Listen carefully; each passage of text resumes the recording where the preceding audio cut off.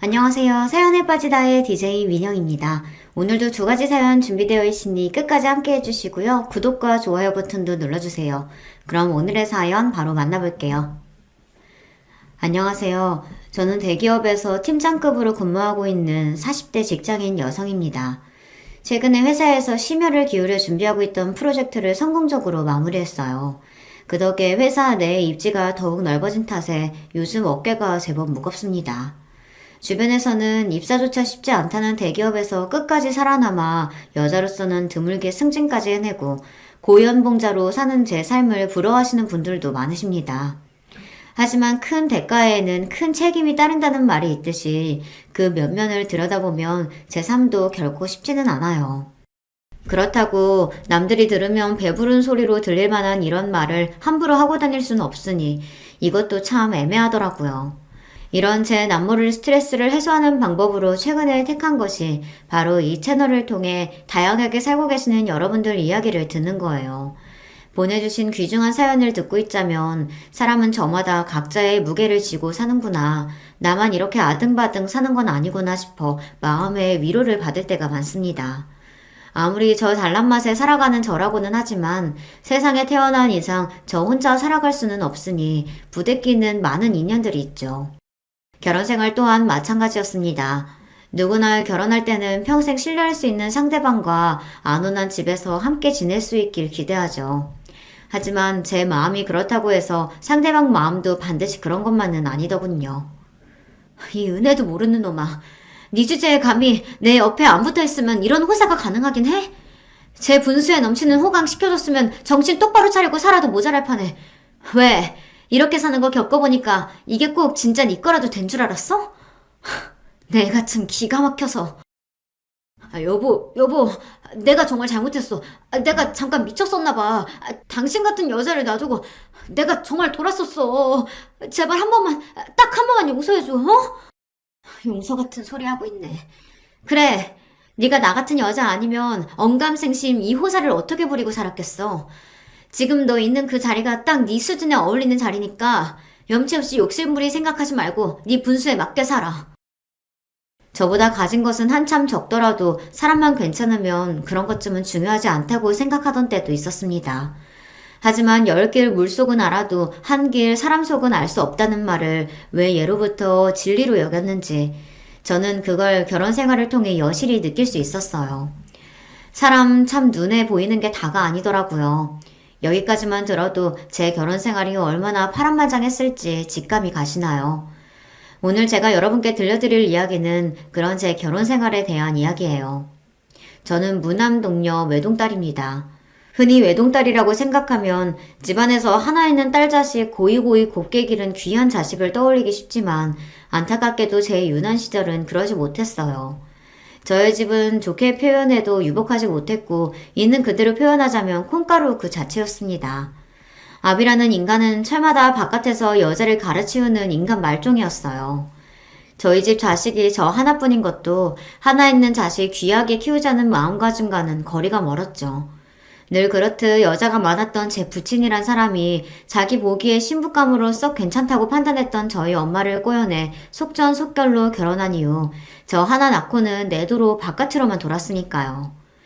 그래도 여러 여자 거쳐갈 만한 반반한 상판댁이 가지고 있었던 아버지한테 홀랑 넘어간 엄마는 제대로 된 남자라고는 만나본 적이 없었어요. 그나마 아버지와 짧게 연애한 후로 곧장 시집와 저를 낳았으니 남자라고는 아버지밖에 몰랐습니다. 그렇다고 이게 순정적인 사랑이었냐 하면 그런 순애보와는 거리가 멀었죠. 이 정신 나간 놈아, 이 발정난 놈아. 네가 네 마누라랑 네 새끼 놔두고 벌써 이게 몇 번째야. 너 진짜 나 죽는 걸 보고 싶어? 그래? 어? 이 여자가 진짜 애 다 듣는데 못하는 말이 없어. 그렇게 애 듣는 게 무서우면 네 놈이 행실을 똑바로 했어야지.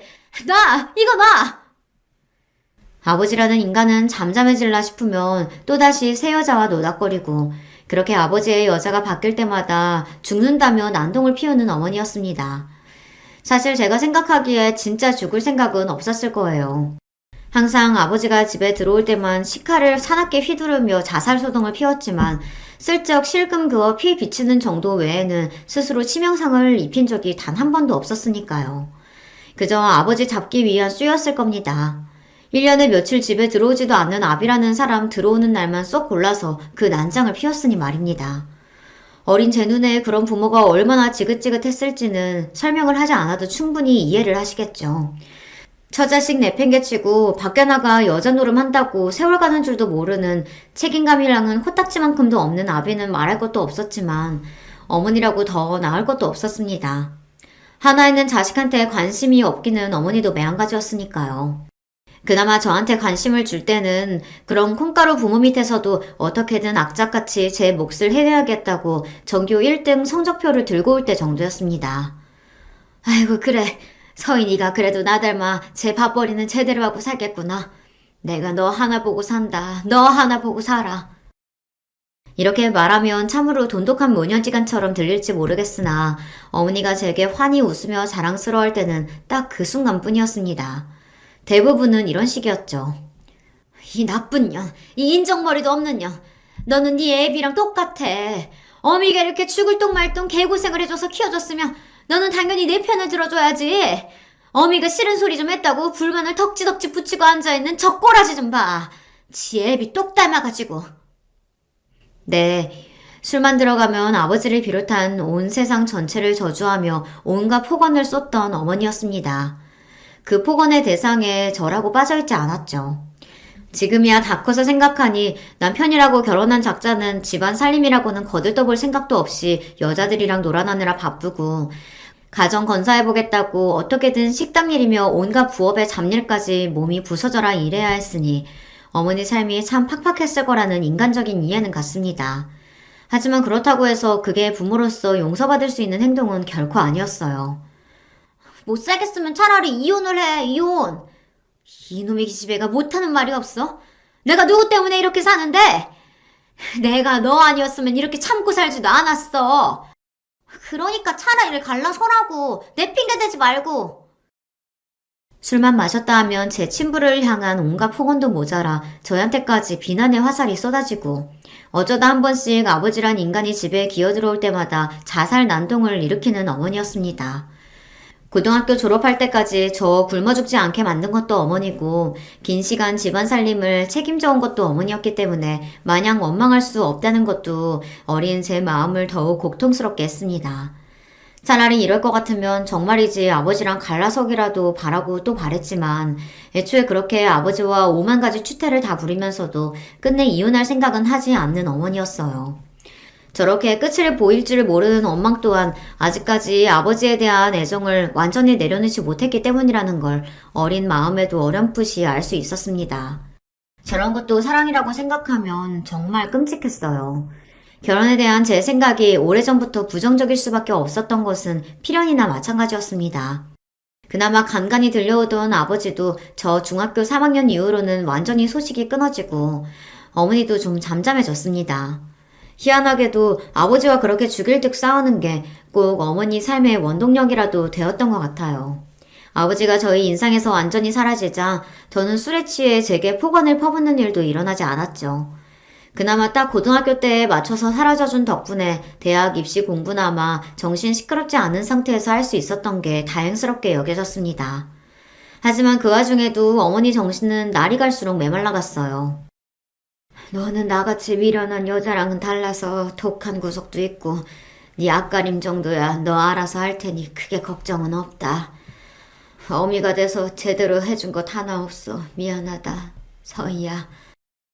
제 대학 합격 통지 듣고 얼마 안 되어서 결국 지병으로 몸져 놓으신 어머니께서 제게 남긴 마지막 유언이었습니다. 어머니가 임종하시는 순간까지도 아버지란 인간은 끝내 나타나지 않았어요. 찾아오는 조무객도 별로 없는 초라한 장례식을 치르며 저는 결코 어머니처럼 살지 않으리라 굳게 마음을 먹었습니다. 남자 하나 때문에 인생 다 걸어 자식이고 나 스스로고 갉아먹는 짓은 하지 않겠다며 눈물을 머금고 결심했죠. 인간적으로는 참으로 가여운 어머니의 일생이었으나 그런 안타까운 마음에도 불구하고 부모로서는 형편없는 어머니였으니까요. 그렇게 양친 모두 잃고 세상에 홀로 남겨져서 시작하게 된 대학생활은 의외로 괜찮았어요. 어머니와 둘이 살 때도 살림이 넉넉한 편이 아니었기 때문에 항상 집에서 눈치를 봐야 했고, 참고서 한 권 사는 것도 쉽게 입을 떼기 어려웠습니다. 비록 하나 있는 자식이라도 남겨줄 재산도 없이 떠난 어머니셨기 때문에 모든 생활을 저 스스로 건사해야 한다는 게 쉽지는 않았어요. 하지만 이제 채워야 할 입은 저 하나밖에 없었고, 그 어수선한 환경에서도 이를 악물고 공부한 탓에 들어갈 수 있었던 명문대생이라는 타이틀 덕분에 괜찮은 과외자리도 여러 소개받을 수 있었습니다. 물론 남의 돈 버는 일이 그 무엇 하나 쉬운 일이 없으니 고생스럽기는 했지만, 고액 과외 여러 개 하며 지내다 보니 오히려 엄마와 함께 살 때보다도 금전적인 여유가 있는 편이었어요. 등록금이랑 생활비 충당하는 정도는 저 스스로도 충분히 해낼 수 있었습니다. 그러다 보니 저도 그제야 마음의 여유가 좀 생기더라고요. 저한테 누군가와 함께 사는 게 결코 좋은 기억일 순 없다 보니 갓 성인이 되자마자 시작한 자취생활이 그렇게 만족스러울 수가 없었어요. 누가 저한테 눈치 주는 사람도 없고 술 먹고 행패 부리는 사람도 없고 혹여나 한참 연락을 끊은 아버지가 갑자기 나타나서 집안을 난장으로 만들지나 않을까 하는 불안감에 시달릴 필요도 없었습니다. 혼자 사는 게 딱 적성에 맞는다고 생각했어요. 그때는 워낙 긴 시간을 시달려온지라 외로움을 느낄 새도 없었습니다. 그야말로 제 세상이라고 생각했죠. 그렇게 과외해가며 학교 다니는 와중에도 공부는 악착같이 했습니다. 이 세상 천지에 믿을 거라고는 저 스스로밖에 없었으니까요. 제 부모가 온몸으로 보여줬던 불행의 전철을 밟지 않기 위해서라도 제 능력으로 올라갈 수 있는 데까지 올라가야 직성이 풀릴 것 같았습니다. 대학생활 내내 성적관리나 대외활동 등을 철저하게 관리한 덕에 대학 졸업반을 끝마치기도 전에 제가 입사를 희망하던 대기업에 우수한 성적으로 합격할 수 있게 되었습니다. 취업 준비하는 동안 의지할 만한 사람이라고는 하나도 없는 저였으니 어떻게든 졸업 전에 좋은 일자리를 잡아야 한다고 피땀 흘려가며 노력한 것이 결실을 맺게 되었다는 생각에 뿌듯했어요. 하나 마음먹으면 온 사활을 걸고 제대로 덤벼드는 제 성격답게 온갖 수재들이 모여있다고 하는 대기업에 입사한 후에도 저는 제 기량을 적극적으로 펼쳐나가기 시작했습니다. 그런 저를 보면서 시기하는 동료들도 많았으나 제 적극성을 높이 평가해주시는 분들 역시 많았어요. 특히나 사수들 중에서 여성인 선배들 같은 경우에는 그런 저를 기특하게 봐주시고 예뻐해주시는 분들이 많았어요. 요새 아무리 판도가 바뀌고 있다곤 하지만 여전히 여성에 대한 유리천장이 존재하고 있고 대기업도 그 면면을 들여다보면 상당히 보수적인 집단이기 때문에 여성이 끝까지 살아남기에 결코 녹록한 환경은 아니었습니다. 그 속에서 악착같이 살아남아 그 자리까지 올라간 여자 선배들 눈에는 아등바등 어떻게든 위로 올라가려고 길을 쓰는 신입인 제 모습이 마치 과거의 자신을 보는 것 같았겠죠. 그런 선배들 도움으로 저 역시 험난한 사회생활을 나름대로 잘 헤쳐나갈 수 있었습니다. 그렇게 잘난 선배들도 예외 없이 무너지는 순간이 있었는데요. 바로 결혼과 출산이었습니다. 엄마일 때 그렇게 똑부러지고 당찰 수 없었던 선배들이 결혼 후 아이를 낳기 시작하면서 그 되찾던 기세가 꺾이고 결국은 하나 둘씩 회사를 떠나는 모습을 볼 때마다 정말이지 이해할 수가 없었어요. 저렇게 잘난 여자들도 결혼과 출산에서는 자유로울 수가 없는 건지 지금껏 그리 고생해서 쌓아올린 탑을 어째서 저리 한순간에 무너뜨릴 수밖에 없는 건지 안타깝다 못해 원망스러울 지경이었습니다. 서희야, 너는 절대 결혼하지 마라. 결혼하지 말고 네 능력 끝까지 펼쳐서 올라갈 수 있는 끝까지 한번 올라가 봐. 끝까지 회사에서 살아남을 수 있으리라 의심치 않았던 선배가 떠나면서 씁쓸한 표정으로 제게 남긴 말이었습니다. 이런 일을 몇 번 겪다 보니 저 나름대로 패턴이 눈에 보이기 시작하더라고요. 좋은 대학 나와 좋은 직장 다니며 훌륭한 스펙 갖춘 선배들이었으니 결혼 상대들 역시 다들 조건이 출중했어요. 그럼에도 불구하고 항상 결국 져주는 쪽은 여자 쪽이 되더라고요. 출산 문제에 있어서도 그렇고 아이 양육에 있어서도 그랬습니다. 다들 남편 못지않은 높은 스펙의 고연봉자였음에도 결국 희생은 아내와 엄마의 몫이 되었다는 거죠. 그러다 보니 그런 생각이 들더라고요. 내가 아무리 잘난 사람이라고 해도 나랑 비슷한 잘난 사람 만나면 결국 굽히는 쪽은 내 쪽이 될 수밖에 없겠구나. 선배들이라고 처음부터 결혼해서 자기 꿈 버리고 살 생각이라고는 추호도 없었을 테니 상황이 그런 식으로 몰아갔겠죠.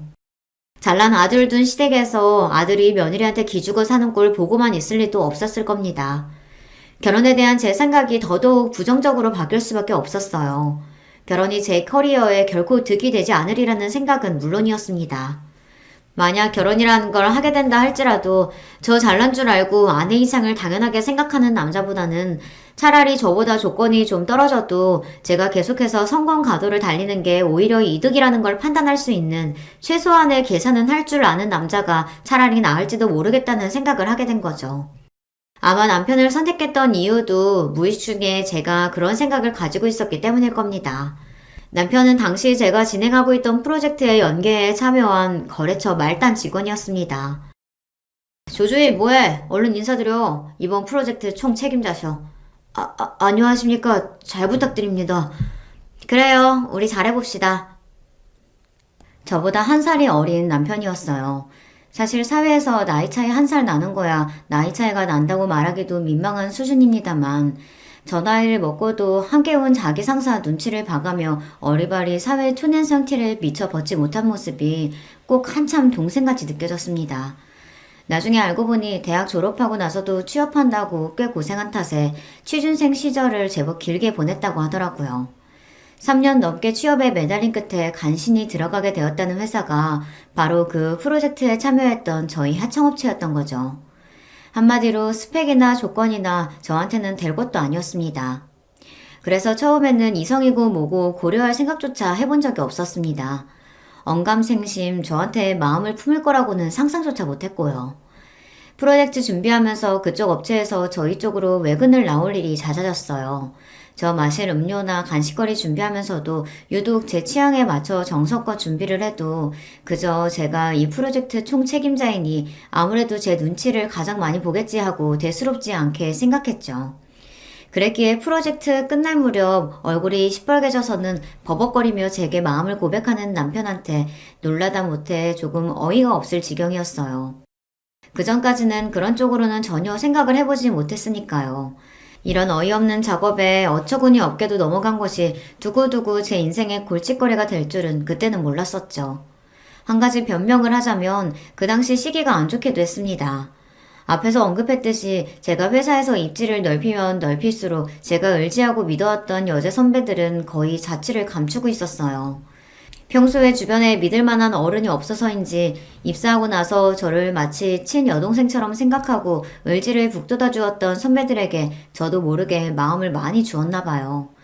그 와중에 저는 나날이 승승장구하고 있으니 주변의 건재도 예전보다 더해졌습니다. 위로 올라가면 올라갈수록 각자 원하는 자리를 차지하기 위해 상대방에게 얼마나 치졸해 줄 수 있는지를 몸소 겪게 되니 직장 생활에 대한 피로도가 상당했습니다. 그렇다고 이걸 친구들 만나서 해소하기도 쉽지 않았어요. 저도 이제 나이가 차고 있으니 결혼을 고려하고 있던 친구들은 이미 거의 결혼해서 가정생활을 시작해 바쁘게 지내고 있었습니다. 저처럼 결혼보다는 성공에 더 큰 목표를 가지고 있던 친구들조차 상황은 저와 비슷할 테니 다들 자기 앞가림하기도 바빴겠죠. 평소에 외로움을 잘 타지 않는 성격이라고 생각했는데 상황이 이렇게 되다 보니 저 역시 힘에 부치더라고요. 그러니 남편은 운이 좋았던 겁니다. 하필이면 제가 살면서 가장 마음이 약해져 있고 외로움을 타던 시기를 본의 아니게 공략하게 된 셈이니까요. 그래도 연애할 때는 꽤 좋았어요. 처음부터 서로의 조건이나 스펙이 차이가 많이 난다는 걸 알고 시작했기 때문에 이런 부분은 서로 조심을 하기도 했습니다. 제 입장에서는 불어 상대방 자존심 상할 일 없게 한다고 예의를 잘 지키고 있었고 남편 입장에서는 자기 조건 생각하면 언감생심 꿈도 못 꿀 여자를 만나게 되었으니 그만큼 제게 더 지극정성으로 대했죠. 그때는 그것조차 흡족하게 느껴졌습니다. 잘난 남자들은 온 세상에서 자기 잘난 걸 모를 수 없도록 추켜 세워주며 사회적으로 대접을 받으니 그만큼 콧대도 높았으니까요.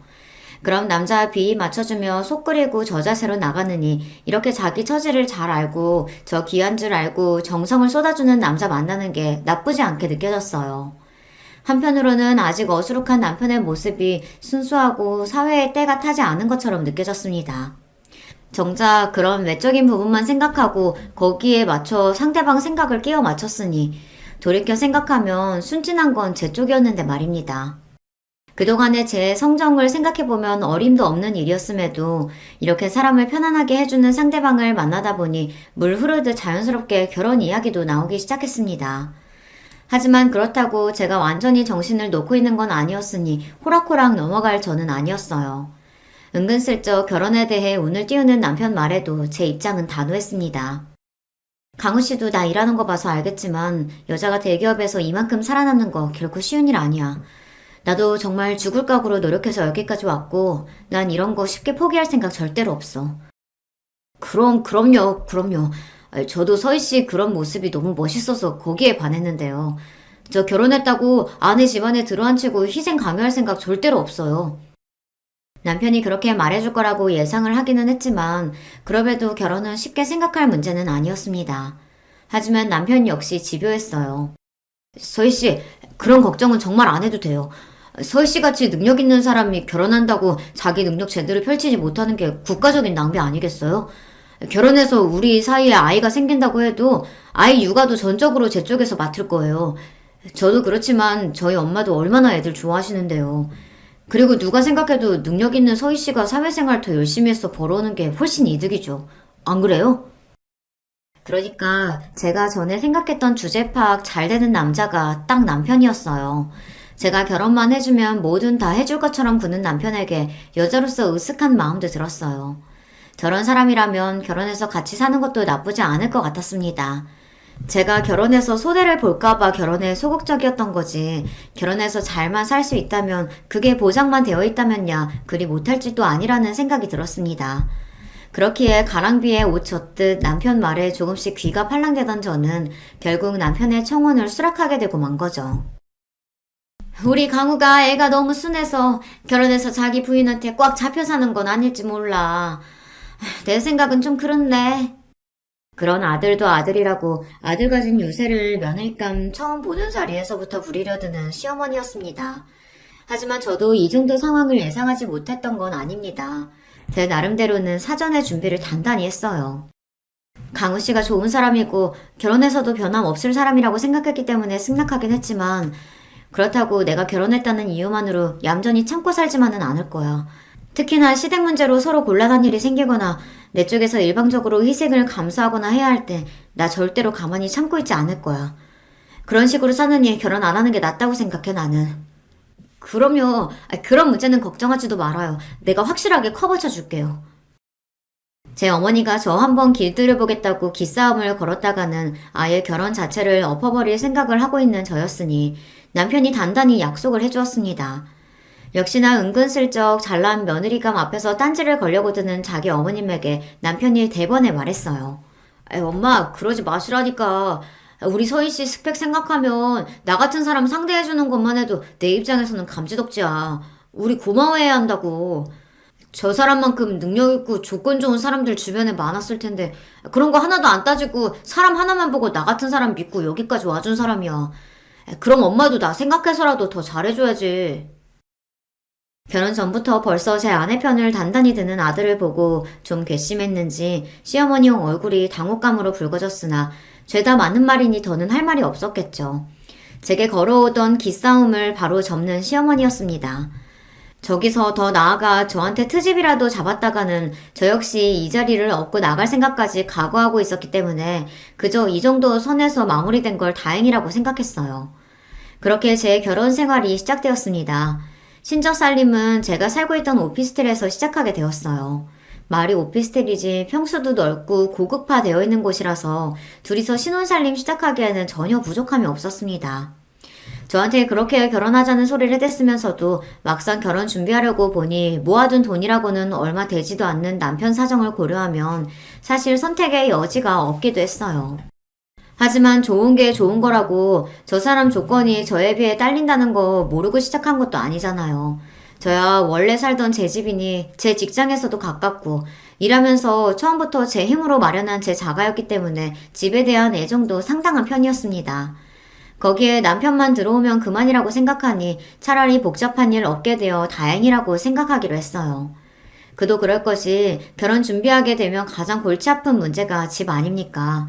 요즘 집값이 어디 한두 푼도 아니고 가지고 있는 예산 내에서 두 사람 직장이나 모든 상황을 고려해서 최적의 장소를 찾아낸다는 것 또한 쉬운 일이 아니잖아요.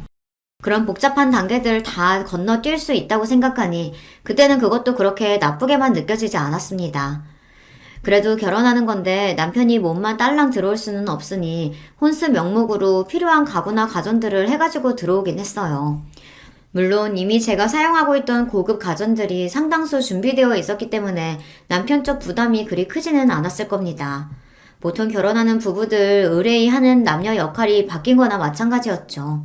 사실상 몸만 가지고 제 집에 들어오게 된 남편이 제게 미안한 듯 말했습니다. 결혼하는데 소희 씨가 부담한 게 너무 많아서 미안해요. 지금은 비록 내가 연차도 얼마 안 되고 모아둔 돈도 없어서 이렇게 시작하지만 살면서 나 선택한 거 후회하지 않도록 내가 정말 잘할게요. 별소리를 다 해. 괜찮아요. 나도 크게 부담한 거 없어. 살던 대로 하던 거에 강우 씨 하나 더 맞이하는 것 뿐인걸. 너무 그렇게 생각하지 말아요. 형편대로 하는 거지. 남편에게 한 말은 진심이었어요. 더 좋은 조건의 남자를 만나 결혼을 했더라면 훨씬 호화스럽게 신혼생활을 시작할 수도 있었겠죠. 하지만 저 어릴 때 살던 걸 생각하면 저 지금 이렇게 갖추고 사는 것도 제 나름대로는 호사였어요. 한마디로 결혼 통해서 한몫 잡아볼 생각은 애초에 해본 적도 없다는 거죠. 무엇보다 결혼은 생활인데 그런 것보다는 함께 살면서 제 마음 편안하게 해줄 사람 만나는 게 더 중요하다고 생각했습니다. 결혼하면서 복잡한 일 겪을 생각은 없었기에 결혼식도 최대한 간소하게 하기로 했어요. 아시다시피 제가 친정이랄 게 없지 않습니까? 그러다 보니 자리 채워주실 만한 일가 친척분들 제대로 연락되는 분들도 없었고요. 저희 쪽 하객이라고 하면 제 가까운 친구나 지인들 제외하곤 일하면서 만난 회사 인맥들이 전부였죠. 물론 제 직급이다 보니 거래처 쪽이나 하청업체 쪽에서 제게 눈도장이라도 찍으려고 은근히 결혼식 초대를 바라기도 했습니다. 하지만 저는 굳이 그런 사람들로 북적거리며 시끄러운 결혼식을 치르고 싶지는 않았습니다. 제 말이라면 무조건 옳다는 소리부터 하는 남편이다 보니 저희 둘끼리는 의견 일치가 잘 되었어요. 문제는 시어머니였습니다. 그래도 내가 하나 있는 아들 장가 보내는데 이렇게 결혼식에 조출해서 쓰겠어? 엄마는 이미 다 끝난 얘기를 왜 또 꺼내고 그래요.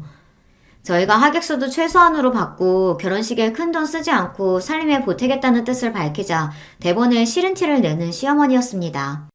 하지만 애초에 결혼식 자체가 저나 남편 주머니에서 나오는 건데 시어머니가 그렇게 싫은 티 내봤자 별 도리 없었을 거예요. 그게 정 마음에 안 들고 당신 아드님 휘황찬란한 결혼식 시키고 싶으시다면 본인이 결혼식 자금이라도 대주셨으면 또 몰라요. 아들 거의 공짜로 보내는 판에 결혼식은 신부 쪽에서 주로 준비하는 거라며 은근히 슬쩍 입을 씻으려는 시어머니였습니다. 그 속셈이 빤한데 굳이 시어머니 비위 맞춰줄 생각은 없었어요. 그렇게 결혼식 역시 저의 뜻대로 진행되게 되었죠. 결혼 초에는 참 좋았습니다. 남편이 취미가 요리라서 신혼 때는 제 낯빛이 반짝반짝해질 정도로 남편에게 잘 얻어먹고 다녔어요. 최 팀장 결혼하더니 얼굴 좋아졌네. 남편이 잘해주나 봐? 뭐 그렇죠. 주변 동료들도 한 번씩 언급하고 지나갈 정도로 제 표정도 좋아졌나 봐요. 제가 생각했던 것보다 결혼 생활이 만족스럽기도 했으니까요. 강우씨, 매번 이렇게 식사 준비한다고 고생할 거 없어요. 어차피 나 혼자 살면서도 간단하게 해먹었고 우리 데이트하면서 밖에서 자주 사 먹기도 했잖아요. 우리 편한 대로 하자, 응? 내가 재밌어서 하는 건데 뭐. 서희씨 내 음식 입맛에 맞아서 잘 먹어주는 거 보면 내가 요리하는 재미도 더 생기고. 어쩜 이렇게 저한테 쏙 맞는 남자가 다 있나 싶었어요. 저는 제 마음에 차는 남자는 죽을 때까지 안 나타날 줄 알았거든요. 이런 결혼 생활이 꿈같이 느껴졌습니다. 그런 와중에 한 가지 제 심기를 불편하게 하는 게 있었다면 역시 시어머니 문제였겠죠. 며느리라고 저한테 해준 것도 없으면서 제가 당신 아들의 배는 번다는 걸 알자 은근히 제게 바라는 게 많아진 시어머니였습니다.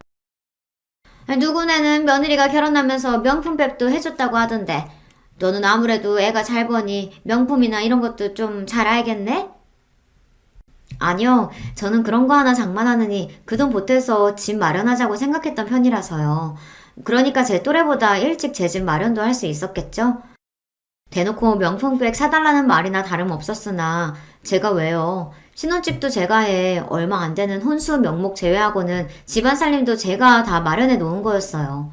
결혼식은 또 어땠나요? 집이며 혼수며 뭐 하나 제대로 해서 들려보낸 것도 없으면서 며느리라고 폐물 하나 물려주신 것도 없는 시어머니였습니다.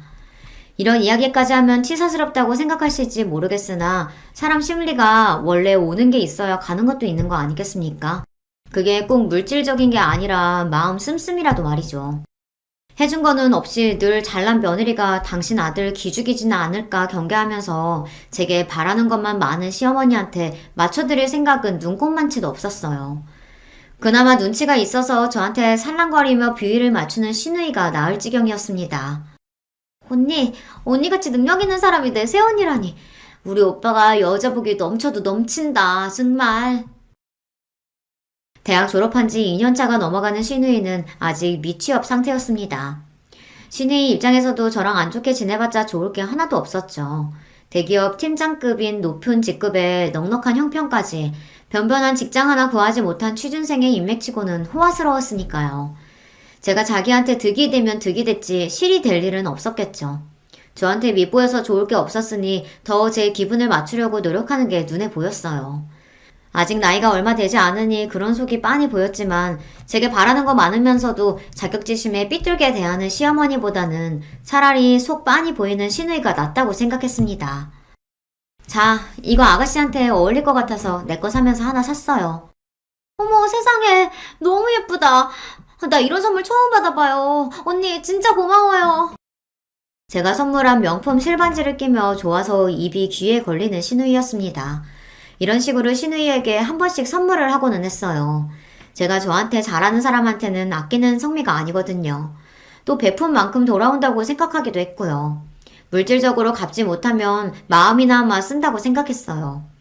아무래도 제가 어릴 적부터 가정 형편이 이렇다 보니 아무 의도 없이 순수한 호의를 베푸는 게 오히려 불편한 부분이 있었습니다.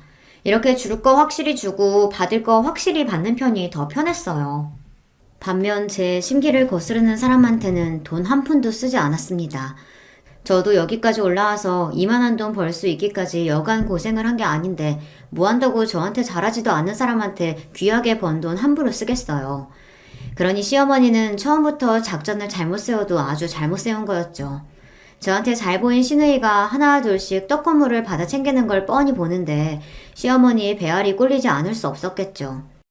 이전에도 시어머니가 저한테 여러 번 돈 해달라는 부탁을 한 적이 있었습니다. 하지만 제 반응은 단호했어요. 정 돈이 급하신 거면 돈을 해드릴 수는 있어요. 하지만 어머니, 가까운 사이일수록 돈 문제 같은 예민한 건 확실하게 처리해야 돼요.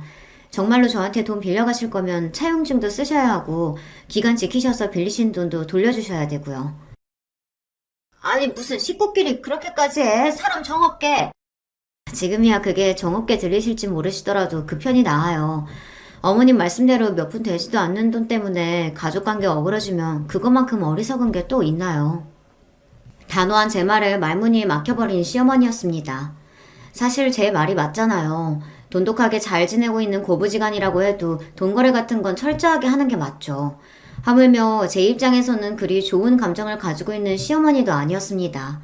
게다가 본인이 아쉬워서 부탁하는 처지면서 저 태도는 또 뭡니까? 제가 돈을 안 빌려준다고 한 것도 아닌데 빌려준다고 한 것만으로도 고마워해야 할 판 아닌가요? 마치 며느리한테 돈 맡겨둔 것처럼 구는데 진짜로 차용증도 없이 돈 빌려줬다가는 은근슬쩍 입싹 씻고도 남을 시어머니였으니까요. 저는 시댁 쪽에 언제 한번 손 벌린 적이 없는데 하는 짓은 다르지만 결국 저한테 바라는 게 많다는 점만은 똑 닮은 시어머니와 시누이였습니다. 그런 자기 본가 식구들 때문에 남편 역시 살살 제 눈치를 볼 때가 많았죠. 여보, 우리 엄마랑 강미 때문에 골치 아프죠? 내가 그러지 말라고 그렇게 얘기하는데 말을 잘 안 듣네. 아니야. 나도 내 수준에서 감당되는 것만 받아주지. 그렇지 못할 것 같으면 애초에 받아주지도 않으니까 그걸로 별로 미안해하지 않아도 돼요. 피로를 풀어주겠다며 제 어깨를 마사지하는 남편에게 단수롭지 않게 말했습니다. 스트레스가 아예 없다고 하면 거짓말이겠지만 그래도 사람과 사람이 엮인 일인데 그렇게 물 흐르듯 편하게만 흘러갈 수 없다는 것 정도는 저도 알고도 남을 나이였으니까요. 그리고 그 정도는 충분히 감당이 가능하다고 생각하기도 했습니다. 얼마 안 지나서 시누이가 제 앞에서 쭈뼛거리더니 또 부탁을 하더라고요. 이것저것 자잘하게 부탁하던 게 잦은 시누이였기 때문에 이번에도 또 뭔가 예산일처럼 생각했습니다. 저 언니, 저 이번 시즌은 진짜로 취업해야 하거든요. 그런데 알다시피 지금 우리 집 꼴이 집중해서 공부할 만한 환경은 아니잖아요. 그래서 그런데 나 이번 취업 시즌 동안에만 잠깐 언니네 집에서 신세 좀 지면 안 될까요? 내가 취업만 하면 정말 언니한테 신세 진 거 배로 갚을게요. 네? 언니. 저도 이건 좀 부담스럽더라고요. 아무리 살랑살랑 제 비위를 맞추며 저한테 잘 보이려고 드는 신우이였지만 그래도 같이 사는 건 다른 문제 아닙니까? 저로서도 제 집에 시댁 식구가 같이 사는 게 부담이 되지 않을 수가 없었어요. 하지만 시댁 형편 생각하면 신우이의 말도 아주 일리가 없는 건 아니었습니다. 시댁 집 규모가 작은 건 둘째 치더라도 시어머니가 부업하느라 하루 종일 거실에서 뚱땅대고 있는데 원래부터 진득하게 공부하는 성품이 아닌 시누이 입장에서는 집중력이 흐트러질 만도 했겠죠. 남편 역시 은근히 제 동생 지원 사격을 했습니다. 서희 씨 입장에서 많이 불편한 거라는 건 알지만 정말 제 쥐 죽은 듯이 있게 할게요. 어차피 제 학원도 다녀야 하고 우리 집에 있을 밤늦은 시간에는 공부만 보내면 되니까. 우리 다 직장에 일하러 나갔을 때만 잠깐 집에서 공부하고 우리 집에 들어왔을 때는 잠만 재운다고 생각하면 돼요. 제 소란 피우면 내가 먼저 내쫓을 테니까 딱 몇 달만 도와줄 수 없을까요? 마치 저 말고는 다른 대안은 없다는 듯이 절박하게 제게 매달리는 두 사람을 보고 마냥 안 된다고 거절하기도 쉽지 않더라고요. 결국 신우의 부탁을 들어줄 수밖에 없었습니다. 한동안 약속한 대로 정말 쥐죽은 듯 지내던 신우이였기에 생각보다 지낼만 하다고 생각했어요. 하지만 머지않아 문제가 하나 생겼습니다. 당신 혹시 내 액세서리에 한 만졌어? 왜? 뭐가 없어? 아니, 내가 분명히 여기 뒀던 것 같은데 어디 잘못 빼놨나? 제 물건이 하나씩 없어지거나 아니면 제가 평소에 절대 두지 않을 만한 자리에 놓여 있는 겁니다. 그동안의 변화라고는 시누이가 집에 들어온 것밖에 없으니 자연스레 시누이가 제 물건을 만지는 거 아닌가 하고 의심이 들었어요. 하지만 이게 참 말 꺼내기도 애매한 문제잖아요. 증거도 없는데 괜히 죄 없는 사람 잡는 걸 수도 있고 그러다 문득 생각이 났습니다. 지금은 고양이 별을 건너고 난 이유지만 결혼 전에 혼자 살면서 키우던 고양이 때문에 반려동물 캠을 설치해뒀던 기억이 났어요. 그것까지 치우면 정말 소중히 키우던 고양이의 흔적이 다 사라지는 것 같아서 설치한 걸 떼어내지는 않았으나 당연히 가동은 멈춰두었죠. 그래서 혹시나 하는 마음에 몰래 캠 기능을 다시 켜두었어요. 그러고는 갑작스레 회사에서 이슈가 터지는 바람에 제가 며칠 집에도 제대로 들어가지 못했습니다. 하도 정신이 없고 거의 잠도 자지 못했다 보니 캠 켜놓은 것도 자연스레 잊게 되었죠. 터진 일 해결한다고 피가 마르는 며칠간의 시간을 보낸 후 간신히 사건을 수습할 수 있었습니다. 제가 그래도 건강은 항상 자신을 하던 사람이었는데 며칠이나 밤을 새고도 멀쩡할 수는 없었나 봐요. 으슬으슬 몸살 기운이 올라오기 시작했습니다. 팀장님, 이제 급한 불도 어지간히 껐는데 들어가서 집에서 눈 좀 붙이세요. 지금 팀장님 안색이 너무 안 좋아요. 아, 그래, 그럴까? 자기들도 오늘 일찍 퇴근해, 그럼. 회사 입사하고 나서 제가 근무 시간도 채 마치지 못하고 조퇴하는 건 처음이었습니다. 그 정도로 잠이 쏟아지더라고요. 얼른 집에 가서 뜨끈한 물로 샤워하고 제 포근한 침대에 몸을 묻고 싶다는 생각밖에 없었어요. 평소에 퇴근하는 시간이 아니다 보니 집에 시누이가 있을지도 모른다는 생각은 했지만 어차피 잠만 잘 건데 그냥 조용히 내 방으로 들어가야지 싶었습니다. 남편이야 아직 퇴근하려면 한참 남아 있었고요. 그렇게 조용히 현관문을 따고 들어가서 제 방문을 열려고 하는데 순간 이상한 기척이 느껴졌습니다. 속닥거리는 말소리 같은 게 들리는데 여자 목소리였어요. 대번에 피로가 확 가실 만큼 기분이 확 나빠졌습니다. 이 시간에 지금 집에 있을 사람이 시누이밖에 더 있나요?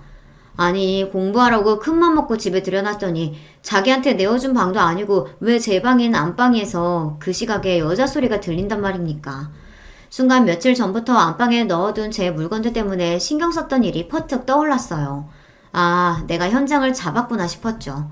네, 이걸 진짜 가만히 안 둘 거다라고 생각하며 방문을 확 열어젖혔습니다.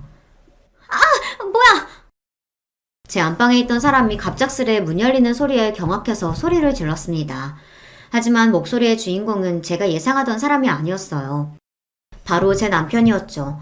한창 회사에 있어야 할 사람이 눈앞에 있는 게 믿기지 않을 지경이었습니다. 하지만 그건 놀란 축에도 속하지 않았어요. 저를 정말 놀라게 했던 건 반쯤 벗은 내 남편 옆에서 역시 옷을 입은 둥 마는 둥한 차림으로 내 안방 침대에 떡 버티고 누워있는 웬 여자 때문이었습니다. 네, 그 여자는 바로 남편의 상간녀였습니다. 짧은 시간 동안 제 머릿속에 얼마나 많은 생각이 스쳐 지나갔는지 모릅니다. 하지만 그 생각이 다 정리도 되기 전에 제 몸이 먼저 움직이고 있었어요. 여보, 그러니까 이게 무슨 일이냐면 감히 변명을 시도하는 남편 면상에 그대로 주먹을 꽂았습니다. 희한한 소리를 내며 제 면상을 감싸주는 남편을 뒤로하고 옆에 있던 여자 머리채를 휘어잡았어요. 이가 없다! 머리채를 붙들린 여자가 소리를 지르든 말든 무서운 기세로 그 여자를 질질 끌고 현관문 밖으로 나갔습니다. 제 몸에서 어떻게 그런 힘이 솟아났는지 모르겠어요. 며칠 밤을 새고 다 죽어가는 저조차도 극도의 흥분 상태로 만든 충격적인 광경 때문이었겠죠. 감히 내 안방을 차지하고 있던 그 더러운 여자를 문 밖으로 패대기 친 후 저는 고래고래 소리를 질렀습니다. 도둑이야! 도둑이야! 그 소란에 이웃 주민들이 하나둘 문을 열고 빼꼼 내다보기 시작했어요. 거의 벗은 거나 다름없는 여자는 그런 민망한 제 꼴을 남들에게 들키자 얼굴이 붉어지다 못해 거의 터질 지경이 되었습니다. 그 난리를 치는 동안에도 남편 놈은 나타나지 않더라고요. 거기 경찰에 신고 좀 해주세요. 제 집에 모르는 여자가 들어와 있어요. 어머 세상에 웬일이야. 평소에 오지랖 넓으시던 이웃 주민 한 분이 흥미진진한 눈으로 그 꼴을 바라보다 들고 있던 휴대전화로 경찰에 전화를 걸었습니다. 남편이란 놈이 문 밖으로 튀어나온 것도 딱 그 시점이었어요. 저 비겁한 놈이 방금까지 저랑 붙어먹던 여자는 옷도 제대로 못 걸치고 문 밖에 쫓겨나 저 수모를 당하고 있는데도 그 와중에도 제 체면은 챙기고 싶었는지 위아래 옷을 다 갖춰 입고 나왔더라고요. 하긴 마누라 속이고 감히 내 집에서 더럽게 뒹군 연놈들 의리라고는 고작 그런 거겠죠. 여보 내가 다 설명할게. 제발 내 얘기 좀 들어줘. 대번에 바닥에 무릎을 꿇고 파리처럼 두 손을 싹싹 비벼가며 제게 비는 남편이었습니다. 하지만 제가 어디 그런 꼴 두고 보고 있을 사람인가요? 제 불우한 어린 시절 이야기는 여전히 기억하고 계실 거예요. 저한테 외도는 애초에 타협의 대상이 아니었습니다. 처자식 내팽개치고 외도를 일삼던 아비와 그런 아비를 끝끝내 포기하지 못해 하나뿐인 자식에게 생채계를 남긴 어미를 떠올리면 그러려고 해도 그럴 수가 없었어요. 마침 제 발로 제 집 밖으로 걸어 나온 김에 그대로 그 둔 연놈들을 제 집에서 쫓아내 버렸습니다. 더러워서 놈과 한마디 말도 섞고 싶지 않았어요. 그대로 남편과 남편 상간녀를 집 밖에 내놓은 채 저는 집으로 들어가 문을 쾅 걸어 잠궜습니다. 수치심을 견딜 수 없었는지 질질 짜는 상간녀 울음소리가 들렸으나 그마저도 끔찍해 손님 방으로 가서 문을 걸어 잠그고 이불을 뒤집어 썼습니다. 차마 저 두 연놈들 뒹군 제 안방 침대에 가서 누울 수는 없더라고요. 그러다 퍼뜩 며칠 전 반려동물용 캠을 작동시켰던 것이 기억났습니다. 영상을 돌려보는 내내 손이 떨리고 피가 거꾸로 치솟는 느낌이었어요. 그 안에는 그 더러운 인간들의 불륜 증거가 적나라하게 담겨 있었습니다. 제 집안을 마치 자기 집이라도 된양 자연스럽게 거느리는 상간녀 하는 모양새가 벌써 한두 번 저러는 게 아니라는 걸 직감할 수 있었어요. 놀라운 사실은 한 가지 더 있었습니다. 그런 남편과 상간녀와 자연스럽게 어울리던 시누이였죠. 그러니까 저만 바보였던 거예요. 제 집 마련하는데 한 푼 도움된 적도 없던 저 인간들이 제 집을 놀이터 삼아 시시덕대는 동안 정작 집주인인 저는 저 인간 같지도 않은 것들에게 놀아나는 줄도 모르고 아무것도 모르고 살았던 겁니다. 걷잡을 수 없는 분노에 휩싸여 저는 그 길로 곧장 대형 로펌에 제 이혼 소송권을 맡겼습니다. 제 상간녀와 경찰서에서 훈방조치로 풀려나자마자 제게 이혼소장을 받게 된 남편이 혼비백산에 제 집으로 헐레벌떡 달려왔습니다. 여보 내가 무조건 잘못했어. 다 내가 못난 탓이야. 그 여자 죽을 때까지 다시는 안 볼 테니까 제발 이혼하자는 말만 하지 말아줘. 내가 뭐든 다 할게. 제발 여보. 그 더러운이 못 닥쳐? 감히 네 내 집에 여자를 끌고 들어와? 여기가 네 집이니? 쥐뿔 가진 것도 없는 거지 새끼 사람 하나 믿고 걷어줬더니 감히 이따위로 뒤통수를 쳐.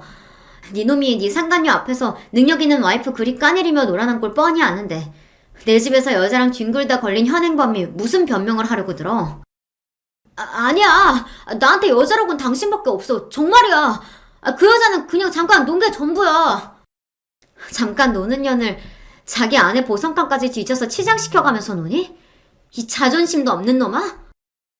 아니, 당신이 그걸 어떻게... 제게 전원 불륜 증거 영상이 사흘 밤낮을 돌려도 모자라게 차고 넘친다는 건 몰랐겠으나 자기가 한 것을 이미 본 듯이 확신하고 말하는 저를 보고 차마 말을 잇지 못하는 남편놈이었어요. 원래도 사람 하나 빼면 볼 거 하나도 없는 놈이라고 생각했는데 애초에 그것조차 내 앞에서 꾸며낸 허상이라는 걸 알았으니 너 같은 놈 뭘 보고 내가 같이 살겠니? 가서 네 분수에 맞게 구질구질하게 살아. 이참에 그 여자랑 살림이라도 차리면 되겠네. 내가 미쳤다고 너 같은 모자란 놈을 잡아? 어디 가서 잘 살아봐. 여보, 제발 나 버리지 마. 그 뒤로 무슨 개소리를 짓거리든 말든 놈과 더 이상의 대화는 없었습니다. 그만큼 이혼에 대한 제 뜻이 확고했으니까요. 그나마 저런 놈하고 애라도 낳지 않은 걸 천운이라고 생각했어요. 내가 할 수 있는 모든 것을 다해서 저놈 인생을 망가뜨리겠다고 이를 부득부득 갈았습니다. 없는 살림에 뜯어낼 수 있는 최대한의 위자료를 뜯어낸 것도 모자라 당장에 시어머니께 빌려줬던 돈도 소송을 걸었죠. 역시 차용증 쓰기를 잘했다고 생각하며 말이에요. 잘난 아내 만나 다니던 회사에서 어깨 좀 펴고 다녔던 놈이 쫓기듯 지방 발령을 받은 것도 제게 이혼 당한 후 얼마 되지 않은 시점에서였어요. 제가 특별히 편의를 봐준 적은 없으나 그래도 비슷한 조건이면 남편 회사를 선택했던 것이 모조리 철회되었으니까요. 같은 회사 말단 사원이었던 상간녀 역시 일자리를 잃었습니다. 잘난 마누라 덕 보며 주제에 넘치던 호사를 부리던 놈이 제 알량한 남자로서의 자존심은 조건이라고는 볼 거 하나도 없는 여자에게서 채우고 있었던 겁니다. 폭풍 같은 기세로 이혼을 마무리하고 놈을 나락으로 떨어뜨리고 나니 그제야 허무감이 밀려왔습니다. 남편뿐만 아니라 저를 기만한 시댁까지 풍비박산을 내었으니 이제 이 더러운 인연은 이갈로 떠나보내자 마음을 다잡았어요. 제게 결혼은 실수로 남았으나 저를 지금 이 자리에 이르게 한 것은 바로 이러한 실수를 최대한 빨리 털고 다시 일어났다는 점입니다. 이번에도 예외는 아니었어요. 사실 일하느라 바빠서 생각보다 이혼의 아픔이 길게 가지도 않았습니다. 제 파란만장한 결혼 이야기는 여기까지입니다. 제 이야기 들어주신 여러분 모두 감사드려요. 안녕하세요. 저는 경기도에 살고 있는 30대 후반 여성입니다. 원래는 비혼주의자였어요. 그래서 결혼할 생각이 전혀 없었는데 남편을 만나고 생각이 바뀌어 5년 전에 결혼을 했어요. 남편이 저를 너무 좋아했고 그때 저도 심적으로 힘든 일이 많았어서 남편에게 의지를 많이 했거든요. 사실 그때 저희 부모님이 돌아가셨었거든요. 사고로 돌아가시고 외동딸이었던 저는 정말 힘든 시기를 보내고 있었어요. 그때 남편이 옆에서 많이 위로해줬습니다. 이 사람이 정말 좋은 사람인지, 이 사람을 내가 정말 많이 사랑하는지 그런 걸 고민하고 깊게 생각해볼 사이도 없이 그냥 이 남자와 결혼을 해야겠다 생각했어요. 그렇게 하지 않으면 제 스스로가 잘못된 선택을 할 것 같았거든요. 그만큼 힘들었어요. 하루아침에 가족을 잃은 거니까 당연한 거였겠죠. 처음 인사간 자리에서 시어머니는 노골적으로 저를 마음에 들어하지 않는 티를 많이 내셨어요. 남편의 집안이 대단한 집안은 아니었지만 나름 중산층의 아들 둘이 둘 다 전문직에 종사하고 있는 데다가 큰 며느리가 강남 출신 부자였거든요. 그래서 둘째 며느리 자리에 대한 기대도 아주 크셨나 보더라고요. 자식이기는 부모 없다고 애가 하도 좋다고 하니 허락은 해준다만 넌 언제나 우리 집에 시집 온 걸 복으로 여기렴. 그 전에 저 같았으면 그런 이야기를 듣고 이런 결혼을 절대 하지 않았겠지만 그때 저는 그런 걸 생각할 마음의 여유가 없었어요. 살기 위해서 옆에 누군가가 있어야 했습니다. 그게 그 순간에는 저희 남편이었고 말이죠. 그렇게 부모님이 없는 결혼식을 했어요. 식을 마치고 얼마나 울었는지 모릅니다. 비어있는 혼주석을 보고 말이죠. 창피하게 사람이 그렇게 많은데 그렇게 많이 울면 어떡하니? 안 그래도 비어있는 혼주석 때문에 다들 수군거리는데 더 티나게. 하여간 마음에 안 들어. 그런 이야기를 들었지만 그래도 눈물이 멈추지 않았어요. 나중에 남편이 안아주며 이렇게 말해주더군요. 이제 내가 당신 가족이니까 우리 외롭지 않게 잘 살자. 하고 말이죠. 그 말 하나만 마음에 담고 시작한 결혼 생활이었습니다. 하지만 제 결혼 생활은 생각보다 더 순탄하지 않았어요. 시어머니는 그게 무슨 당연한 권리라도 되는 듯 시도 때도 없이 저를 불러내서 온갖 굳은 일들을 다 시켰습니다. 그러면서 매번 이렇게 말씀하셨어요. 빈손으로 와서 어디 하나 내놓을 거 없는 애가 우리 애 같은 애랑 결혼했으면 이 정도는 해야 하는 거 아니겠니? 아니, 이것도 모자라지. 그렇게 정당화하시며 저를 부려먹으셨어요. 처음에는 별 생각 없이 다 했습니다. 사실 어머님의 그런 말들이 귀에 들어오는 정신 상태가 아니었거든요. 오히려 몸이 힘들면 다른 생각들이 들지 않아서 좋았어요. 몸이 편하면 눈물이 나오는 시기였거든요. 어머니한테 당신 그만 좀 부려먹으라고 말할까? 아직 괜찮아. 내가 못 견딜 것 같으면 이야기할게. 그래서 그냥 남편이 그렇게 말해도 만류했어요. 지금 와서 생각해보면 그때 군말 없이 다 해준 게 제 실수였던 것 같기도 합니다. 점점 더 심해지기만 했거든요. 어머님이 그렇게 하시니 형님도 그렇게 하시기 시작했어요. 동서, 다음 주에 우리 집에 와서 음식 좀 해줄 수 있어? 네, 그럴게요. 무슨 일인지 묻지도 않고 그러겠다 했었으니까요. 그때는 말이죠. 초반에는 손님을 초대하거나 대접할 일이 있을 때만 저를 부르더니 나중에는 자기가 뭐가 먹고 싶다고 와서 해주고 가라고 하더군요. 내일 우리 집에 와서 김치찌개 좀 해주고 가. 전에 해줬던 거 그거 맛있더라. 아, 내일은 좀 힘들 것 같아요. 처음으로 한 거절이었어요. 형님과 시어머니 눈이 동그래지더군요. 너 지금 싫다고 한 거니? 아, 싫다고 한 건 아니고요. 힘들 것 같아요. 제가 내일 일정이 좀 있어서. 그게 그 말 아니니? 어디서 어른 말에 말대답이야? 너같이 집에서 놀고 먹는 애가 일정이 있을 게 뭐가 있어? 나가서 남편이 벌어다 준 돈이나 쓰면서 돌아다니려고? 어? 나는 그 꼴 못 본다. 일정이 있다는 말 하나를 저렇게까지 해석하시는 분이셨어요. 대단하시죠? 어디 놀러 가는 거 아니고 내일이 저희 엄마 생신이시라 계신 곳 가보려고요. 덤덤한 얼굴로 그렇게 말했습니다. 그랬더니 시어머니 얼굴이 붉어지더군요. 본인도 부끄러웠겠죠. 아, 그런 거면 진작 말을 하지. 당연히 가봐야지. 형님의 그 말에 시어머니의 얼굴이 더 새빨갛게 달아올랐습니다. 그리고는 입을 앙 다물고는 저를 바라보더니 애써 입을 열더군요. 그 이야기를 먼저 하지 그랬니? 그런 일이 있으면 어련히 가보라고 할 거 아니냐. 사람 무안하게. 끝까지 미안하다는 말 한마디를 안 하시는 분이셨어요. 저한테 미안하다는 말을 하면 마치 엄청나게 자존심이 상하는 사람처럼 굴었습니다. 그런 생활을 5년 정도 했어요. 지금 이 사연을 듣고 계시는 분들은 정말 뭐 저런 답답한 애가 있나 싶으시죠? 하지만 저는 정말 다른 생각을 할 겨를이 없는 이 생활이 오히려 편했어요. 시어머니나 형님에게 듣는 말들이 크게 상처가 되지도 않았고 말이죠. 가끔 부모님이 안 계신 이야기가 나오면 슬펐지만 말입니다.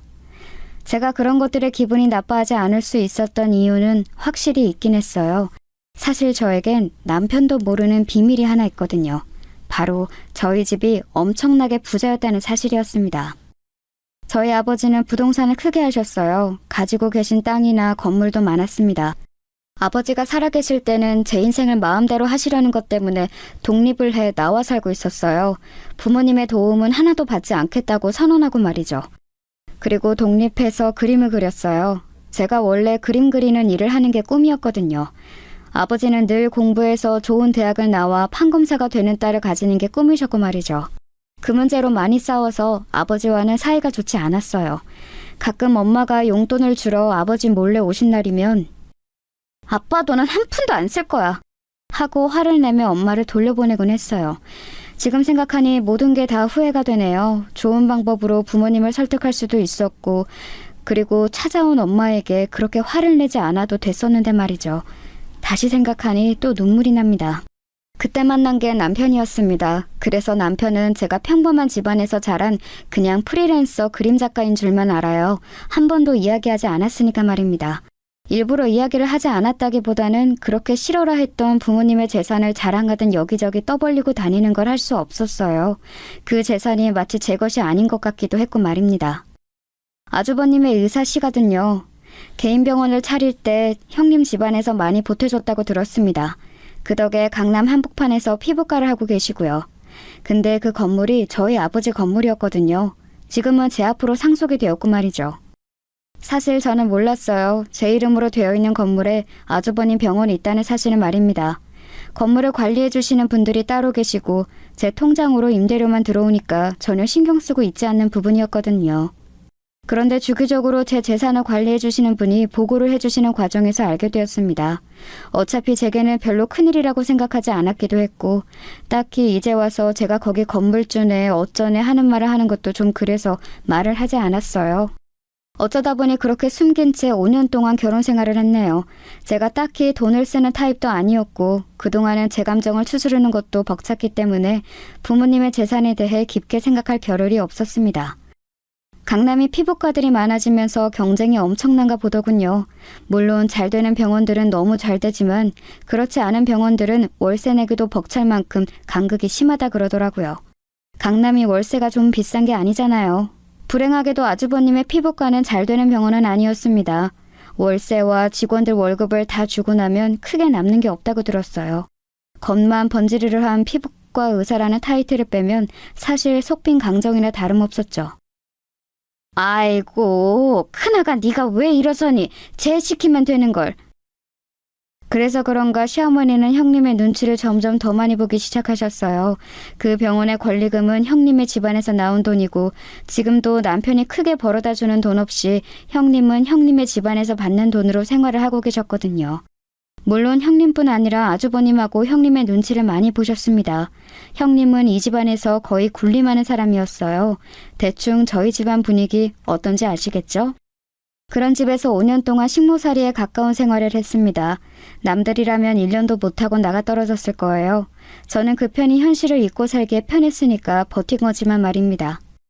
하지만 저도 사람이고 점점 상처를 극복해 나가기 시작했어요. 물론 여전히 부모님을 생각하면 너무 슬프지만 그 전만큼은 아니었고 저도 슬슬 제 일을 다시 시작해야겠다는 생각을 하고 있던 차였습니다. 그런데 5년간 다들 저의 이 일방적인 희생에 너무 익숙해져 있는 것 같더라고요. 저는 당연히 이제 그래야 하는 사람이 되어 있었습니다. 그걸 가장 직접적으로 느낀 건 제가 이제 어머님이 시키는 일 안 할 거라고 했더니 돌아온 남편의 반응이었어요. 나 이제 어머님이 부르셔도 다 안 갈 거야. 그럼? 그럼이라니? 그건 내가 당연히 해야 하는 일들은 아니잖아. 그냥 그동안 내가 해왔던 거긴 하지만 나도 이제 내일 할 거야. 물론 그렇긴 하지만 그럼 앞으로는 누가 해? 다들 알아서 해야지. 자기 일은 스스로. 그걸 왜 나한테 물어? 남편의 그런 반응에 저도 모르게 말이 쌀쌀맞게 나갔어요. 기분이 확 상하더군요. 제가 하는 모든 일이 당연한 것들이 아닌데 당연한 것들처럼 받아들이고 있다는 게 말입니다. 어머님이 어떻게 받아들이실지 걱정돼서 그렇지. 그럼 내가 평생 이러고 살 줄 알았어? 당신은? 아니, 그건 아니지만. 어차피 나도 이제 내일 시작할 거고 그 전처럼은 계속 못해. 그러려면 한 번 넘어야 하는 산이야. 남편은 이야기하기 곤란해하는 것 같길래 그냥 제가 이야기하겠다고 했어요. 그리고 그날 밤 누워서 생각하는데 좀 서글프더라고요. 이 사람은 분명 저에게 가족이 되어준다 했었는데 저는 그 사람의 진정한 가족이 아직 아닌 것 같은 기분이 들었거든요. 하지만 힘들 때 힘이 되어준 사람이었기 때문에 그런 생각은 하지 않으려 노력했습니다. 그리고 며칠 뒤 어머님이 다시 부르셔서 집으로 갔어요. 나 오늘 약속 있어서 나갔다 올 동안 대청소 좀 싹 해라. 창틀에 먼지도 다 닦고 저 위에 액자 같은 것도 다 내려서 먼지 털고.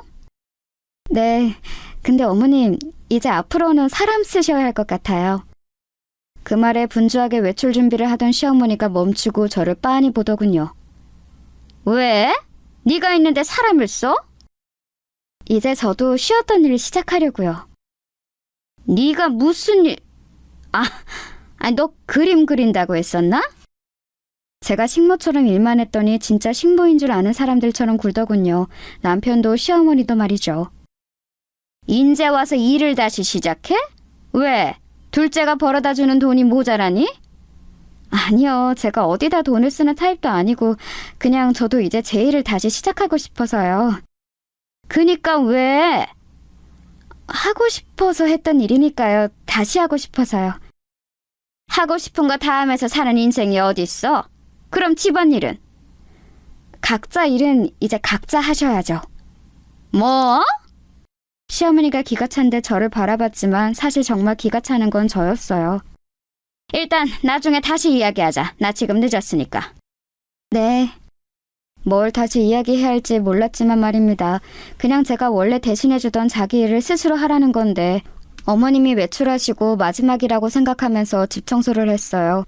그리고 늦게까지 돌아오시지 않아 그냥 집으로 왔습니다. 저는 남편에게도 시어머니에게도 이야기를 다 했으니까 이제 끝났다고 생각하고 예전에 함께 일을 했던 분들께 연락을 해 제가 다시 일을 시작하고 싶다고 말했어요.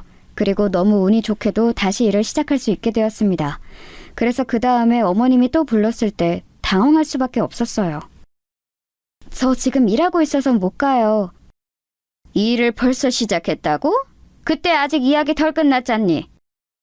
제 일이 아닌 일을 제가 여태 하고 있다가 이제 진짜 제 일이 생겨서 그만한다고 하는 게 이렇게 어려운 일인지 예전에는 미처 몰랐습니다. 시작부터 잘못된 거였더라고요. 처음부터 그러지 말았어야 했는데 말이죠. 그날 저는 어머님이 부르셔도 가지 않았고 어머님은 전화로 굉장히 화를 내셨어요. 소리를 고래고래 질러가면서 말이죠. 네가 있는데 사람을 왜 써? 그 돈은 뭐 어디 땅 파서 나오니? 아무것도 없는 얘. 그래도 집안일은 잘하는 것 같아서 마음에 안 들어도 참고 며느리 취급해줬더니 네가 지금 주제도 모르고. 정말 이제 하는 말마다 저에 대한 무시가 깔려 있었어요. 너 같은 애, 너처럼 가진 거 없는 애, 며느리 취급 이런 건 말이에요. 저는 이 집안에 시집 와서 단 한 번도 어머님이나 형님이 저를 가족으로 생각한다고 느낀 적이 없었습니다.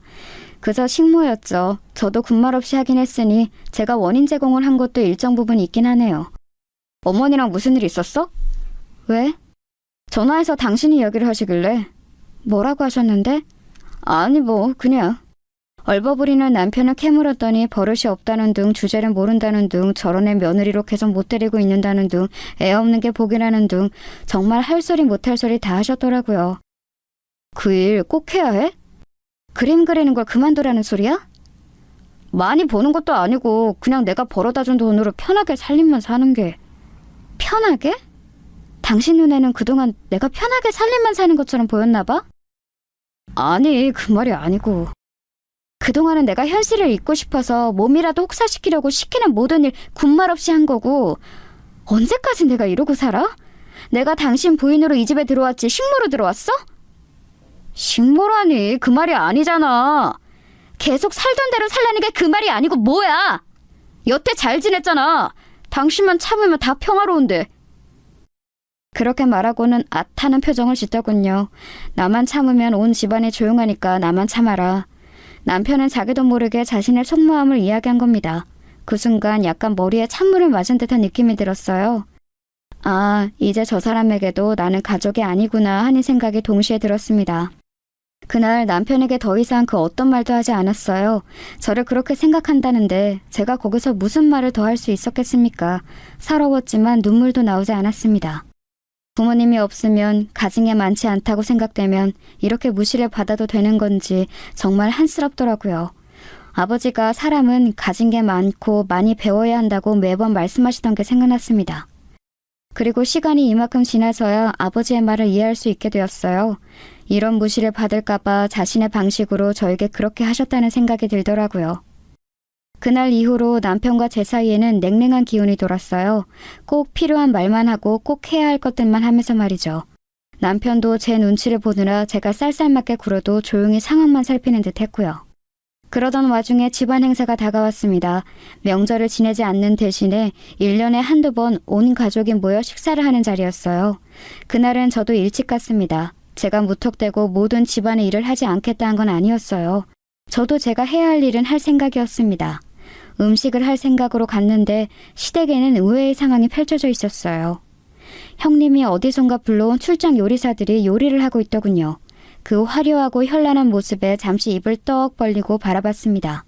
고작 집안 식구들끼리 모여서 밥 한 끼 먹는 건데 과하다고 생각하면서 말이죠. 제가 그렇게 어리 빠진 얼굴로 그 모습을 지켜보고 있자 시어머니가 그런 저를 발견하고 다가와서는 말을 하더군요. 네가 더 이상 못하겠다고 했다고 하니 네 형님이 이렇게 불렀다. 너는 무슨 복 있니? 이런 손이 사람이 어딨어? 아, 그러셨어요. 감사하네요. 사실 감사하다는 생각이 들지는 않았지만 뭐 저를 위해 그랬다고 하니 일단은 그렇게 대답해야 할 것 같았어요. 그랬더니 시어머니가 다시 와다다 말을 뱉기 시작하시더군요. 너는 정말 복에 겨워서 주제 파악이 하나도 안 되는 것 같다. 나 같으면 얌전히 집안일 하면서 살겠구만. 그게 뭐 대단한 일이라고 집안 식구들 이렇게 번잡스럽게 만들어가면서 일을 한다 안 한다 하는 건지 원. 그 이야기를 듣는데 울컥하더군요. 평소라면 참았겠지만 그날따라 참을 수가 없었습니다. 저도 식구예요. 제 말에 시어머니가 애가 지금 무슨 소리를 하냐는 듯한 얼굴로 쳐다보더군요. 저도 이 집 식구라고요. 이 애가 뭘 잘못 먹었나? 누가 아니래? 저도 이 집 식구인데 왜 저만 참고 저만 배려하고 저만 희생을 해야 하는 건가요? 그렇게 말했더니 시어머니가 기가 차다는 얼굴로 저를 바라보더군요. 평소라면 크게 소리를 질렀을 테지만 일하는 사람들이 있었던지라 그러시진 못했습니다. 네가 뭘 배려하고 네가 뭘 희생했는데? 고작 집안일 좀 더 한 거? 그게 뭐? 네가 우리 집에 뭘 해준 게 있다고 그럼 그 정도도 안 하려고 했니? 너는 정말 염치가 없다. 어?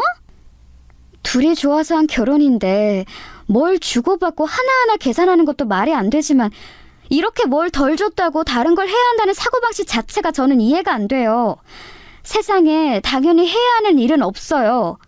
제가 어머님 집에 청소와 빨래를 하는 것도 형님 집에 가서 음식을 하는 것도 그건 제 일이 아니에요. 저는 결혼을 한 거지 식모살이 하러 들어온 게 아니잖아요. 뭐?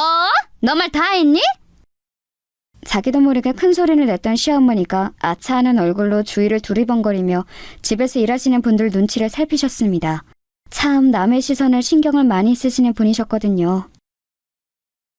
나중에 다시 이야기하자. 그리고는 자신의 방으로 들어갔어요. 저는 할 일 없이 소파에 그냥 앉아 있었습니다. 그런데 일하시던 분이 저에게 말을 걸어오시더군요. 아까 어르신께서 그 제주산 갈치로 요리를 부탁하셔서 조림이랑 구이 2가지를 했거든요. 저희는 원래 저희가 가져온 재료로만 하는데 며느리 먹여야 한다고 부탁을 하셔서 일단 하긴 했는데 준비가 안 된 상태에서 하는 음식이라 제대로 됐는지 모르겠네요. 큰며느리 주려고 제주산 갈치까지 주문하신 모양이시더라고요. 그걸 이분들에게 요리해달라고 어머님을 부탁하셨고요. 아, 네. 하고 고개를 끄덕이며 생각했어요. 간을 보고 만약에 안 맞거나 하는 것 같으면 제가 다시 하자고 말이죠. 그리고 모든 음식을 끝낸 출장 요리사분들이 돌아갔습니다. 와, 화려하다, 화려해. 정말이지 화려했습니다. 각종 음식들이 정말 휘황찬란하게 놓여 있었어요. 세상에 이걸 누가 다 먹어?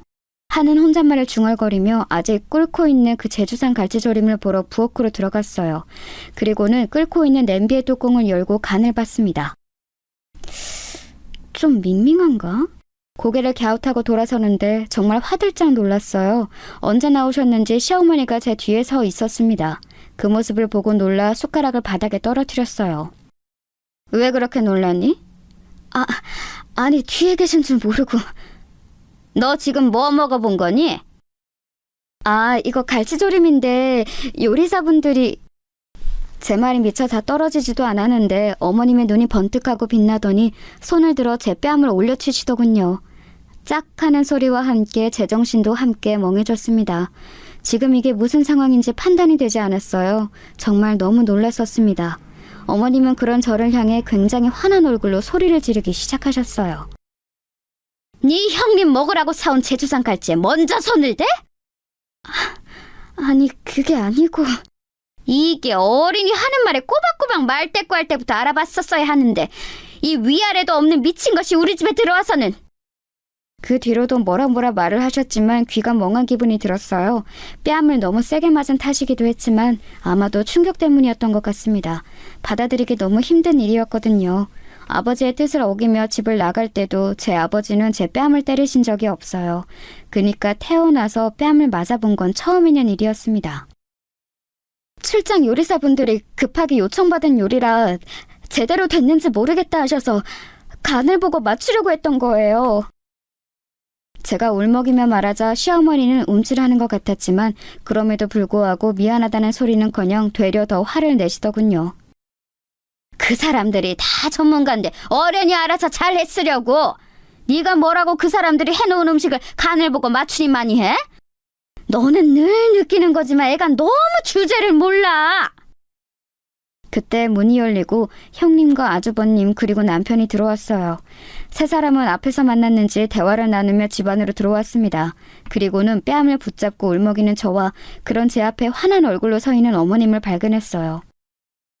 아니 이게 무슨 일이에요? 어머니, 자기야!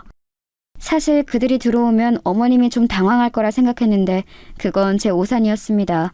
오히려 더 당당하게 나오시더군요. 나는 더 이상 이런 며느리 내 집 식구로 못 둔다. 아니 왜 그러시는데요? 어디서 자기 주제도 모르고 감히? 그 순간 정말 제 안에서 뭔가 퓨즈가 뚝 끊어지는 느낌이 들었습니다. 더 이상은 참을 수도 없었고 참고 싶지도 않았어요. 그리고 자기 어머니를 말리기는커녕 저와 시어머니 사이에서 어쩔 줄 몰라하며 아무 행동도 하지 않은 남편에게도 정이 뚝 떨어지더군요. 얼굴 꼬라지도 보기 싫어졌습니다. 어머니는 말끝마다 제 주제에 어딜 감히 복에 겨운 줄도 모르고 소리를 하시는데 이 집이 대체 얼마나 대단한 집이라고 그런 말을 하시는 건데요? 누가 보면 재벌집인 줄 알겠어요. 고작 이 정도로 매번 제 주제 타령하는 것도 웃겨요. 제 말에 어머님이 정말 분노로 파르르 떠시더군요. 너 지금 말 다 했네? 너 같은 내가 어떻게 감히? 또 그러시잖아요. 너 같은 애 감히. 아니 이 집이 얼마나 대단하길래 그런 말을 하시는 건데요 대체? 제 말을 가만히 듣고 있던 형님이 나서더군요. 동서네가 많이 기우는 건 사실이잖아. 어머님이 조금 격하게 말씀하셨기로 서니 어른이 화가 나면 그 정도는 할 수 있는 거 가지고 동서도 너무한 거 아니야? 제가 너무하다고요? 동서가 먼저 예고도 없이 모든 집안일에서 손을 떼게도 한 것도 다들 받아들이고 넘어가고 있잖아. 미리 상의라도 해줬으면 좋았을 텐데. 제가 어이가 없어서 코웃음을 치자 모두가 저를 바라보더군요. 이 집안 사람들은 대체 왜 다들 이 모양인 거예요? 뭐? 제 일이 아닌 걸 그동안 제가 혼자 희생해가며 하고 있었던 건데 그걸 왜 집안 식구들의 허락을 받아야 하는 건데요 대체? 왜 당연하게 그 일이 제가 해야 할 일이라고 생각하시는 거예요? 제 그 말에 시어머니가 다시 한번 제 뺨을 때렸습니다. 짝 하는 소리와 함께 제 고개가 돌아갔어요. 너무 아프고 놀라서 볼을 부여잡고 돌아갔던 고개를 다시 시어머니에게 돌렸더니 벌개진 얼굴로 씩씩거리면서 서 있더군요. 너 같은 얘 지금 당장 나가도 아무도 뭘 안 하니까 당장 나가. 어디서 이딴 게 들어와서 시어머니랑 손이 덩서 가는 말에 꼬박꼬박 말 듣고 나고 나가! 제일 충격적이었던 건 남편의 반응이었어요. 제가 맞는 걸 두 눈으로 봤으면서 중간에서 어쩔 줄 모르고 서 있기만 할 뿐 아무 행동도 취하지 않더군요. 정말이지 그 부분에서 이제 이 남자당을 살 수 없겠구나라는 생각이 들었습니다. 동서, 얼른 어머니께 죄송하다고 사과드려, 빨리! 여기는 아무도 내 편이 없다는 사실도 사실이었지만 사람 취급받지 못하고 있다는 게 너무 실감이 됐어요. 제주씨가 아직 현실을 잘 모르네. 그림 그려서 돈 얼마나 번다고 그냥 어머니랑 와이프가 하라는 대로 하면서 지금처럼 지내요. 밖에서 이제 뭘 할 수 있는 나이도 상황도 아닌데. 그만 고집 부리고 좀! 왜 이렇게 사람이 멍청하고 고집이 세? 다들 시어머니 옆에 붙어서 저를 나무라더군요. 누가 봐도 제가 잘못한 게 아닌데 말이죠. 남편은 무슨 이야기를 하려나 싶어 눈길을 남편에게 돌렸습니다. 일단 사과드리고 다음 이야기는 나랑 집에 가서 하자. 자기야. 남편의 입에서 그 말이 나오자마자 오늘 모든 걸 끝내야겠다 생각했어요. 그래서 숨을 크게 들이마시고 이야기를 시작했습니다. 다들 오늘 처음 알게 될 그 이야기를 말이죠. 저희 아버지가 살아계셨을 때 뭐 하셨는지 아무도 모르시죠? 그 이야기를 지금 왜 꺼내냐는 얼굴로 모두가 저를 바라보더군요. 살아계셨을 때 부동산으로 돈을 좀 크게 버셨거든요. 제가 그림 그린다니까 반대가 정말 심하셨어요. 그래서 아버지 돈은 절대 쓰지 않겠다고 다짐하면서 집을 나와서 월세살이를 했거든요. 남편이 무슨 소리를 하냐는 얼굴로 저를 바라보더군요. 자신도 처음 듣는 이야기일 테니까 당연히 그랬겠죠. 그때 이 사람 만나 연애했어요. 아빠가 그것도 참 반대하셨는데 집안이 너무 기운다고 그런 남자랑 연애하지 말라고 말이죠. 시어머니가 지금 무슨 소리를 하냐는 얼굴로 제 앞에 서더군요. 우리 집이 기운다니 너 지금 어디 머리 아프니? 돌아버린 거야? 무슨 소리를 하는 거야 지금? 제 이야기 아직 안 끝났으니까 끝까지 들으세요. 제가 무서운 표정으로 그렇게 말하니 조금 움찔하더군요. 제가 말을 이었습니다. 저는 어차피 아버지 돈 물려받을 생각도 없고 도움받을 생각도 없었으니까 그냥 그러시던지 말던지 신경 안 쓰고 이 사람이랑 연애했고요. 근데 그 와중에 사고로 두 분 다 돌아가시는 바람에 이 사람한테 우리 집 이야기할 겨를도 없었고 좀 지나고 보니 내 멋대로 살고 싶어서 아버지 도움 안 받겠다고 하고 집 나온 건데 이제 와서 그런 아버지 재산 이야기하는 것도 웃겨서 그냥 아무한테도 이야기 안 하고 있었단 말이죠. 당신 아버지한테 물려받을 재산이 있다는 말이야? 시어머니가 그 말에 코웃음을 치더군요. 얼마나 대단히 많이 물려받았길래 이 정도로 당당하니? 우리 집안이 부족한 게 뭐가 있다고? 네가 재산 좀 있다고 이제 와서 그래. 미안하다 할 것 같니? 이번에는 제가 코웃음을 쳤습니다. 미안하다고 사과하셔도 어차피 이제 그 사과 받을 생각도 없고요. 저는 오늘부로 이 사람이랑 이혼할 건데 여기 계신 분들한테 오늘 제 결정을 말해야 하니까 그러려면 이 이야기를 해야 해서 하는 거예요. 제 그 말에 모두가 무슨 이야기를 하냐 하는 얼굴로 저를 바라봤습니다. 아주버님 병원 제가 지금 2년째 월세 안 올려드리고 있거든요. 그거 다음 달부터는 원래 시세대로 올릴 테니까 그런 줄 아세요. 제 그 말에 모두가 눈을 동그랗게 뜨고 저를 바라봤습니다. 대체 무슨 말을 들은 건지 모르겠는 듯한 얼굴들이었어요. 그 건물주가 저희 아버지셨거든요. 지금은 저고요. 아직도 상황 파악이 안 되는 것 같았습니다. 제가 사실 이번 일만 잘 넘어가면 그냥 월세 안 내도 된다고 이야기하면서 다 말씀드리려고 했는데 이렇게 됐네요. 이제는 남들 거니까 재산 정리는 확실하게 해야겠죠. 모두가 입을 떡 벌리고 있는 와중에 시어머니는 도저히 그 말이 믿기지 않는 듯 보였어요.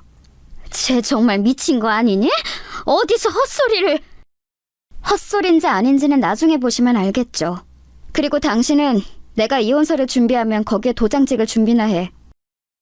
그러고 그 집을 나왔습니다. 맞은 뺨이 정말 얼얼했어요. 집으로 들어와서 정말 필요한 것들만 바로 가지고 집을 나왔습니다. 사실 남편이 바로 따라 나올 줄 알았는데 그것마저 제 착각이었더군요. 아마 진짠지 아닌지에 대한 이야기를 거기서 나누고 있었겠죠. 집을 나와 호텔로 갔어요. 남들은 이럴 때 집 나오면 친정에 가서 부모님께 한탄도 하고 편도 들어달라고 하고 그런다던데 저는 그럴 부모님이 계시지 않다는 게 다시 한번 실감이 나더군요. 눈물이 났습니다. 그리고 그동안 제가 얼마나 호구 등신처럼 살아왔는지 생각하면 할수록 알겠더군요. 그들 중엔 저를 가족으로 생각하는 사람은 아무도 없었다는 사실도 다시 한번 깨닫게 되었습니다. 심지어 제 남편까지 말입니다. 얼마나 지났을까 남편에게서 전화가 왔어요. 자기야 들어와. 내가 잘못했어.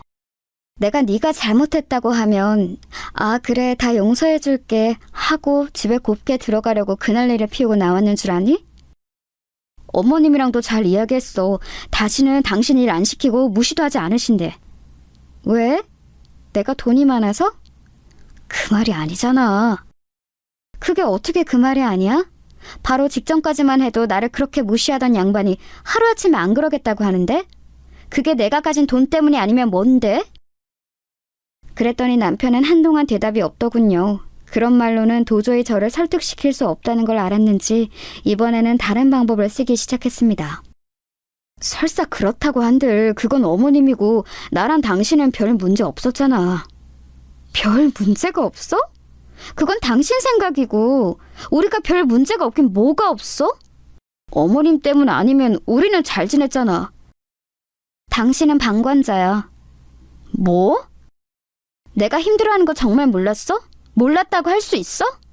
몰랐어도 문제지. 같이 사는 부인이 그렇게 힘들어하는데 관심조차 없었다는 말이니까.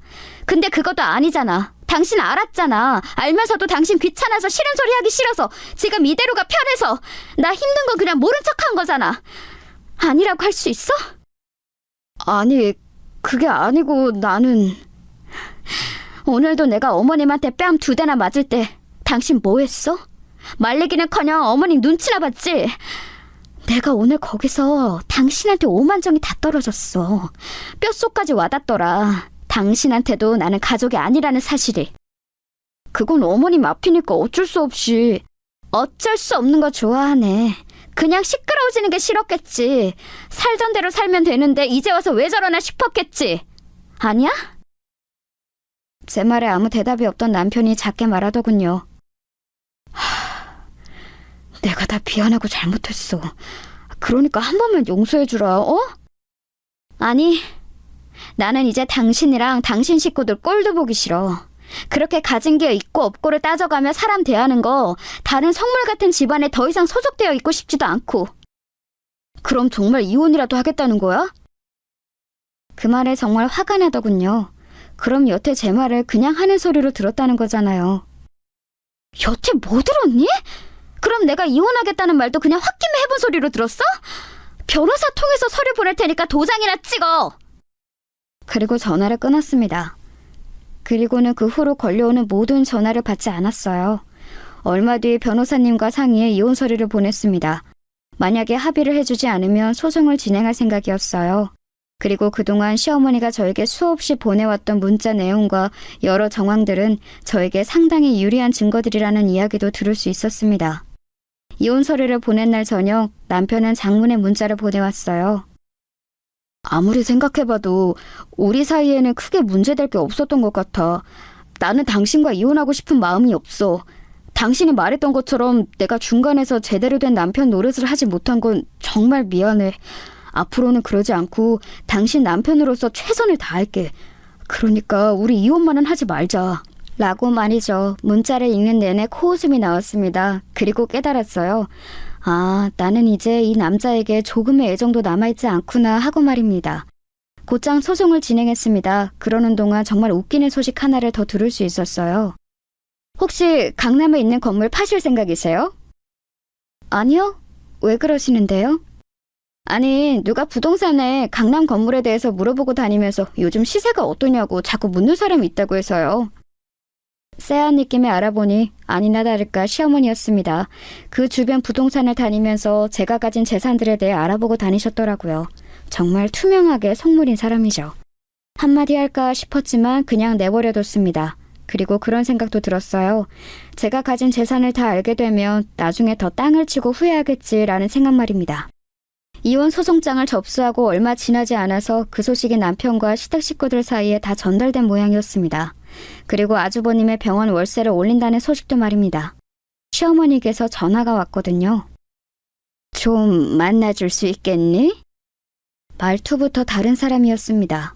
그 전에 저를 대하던 모습과는 완전히 360도 다른 사람의 모습이었어요.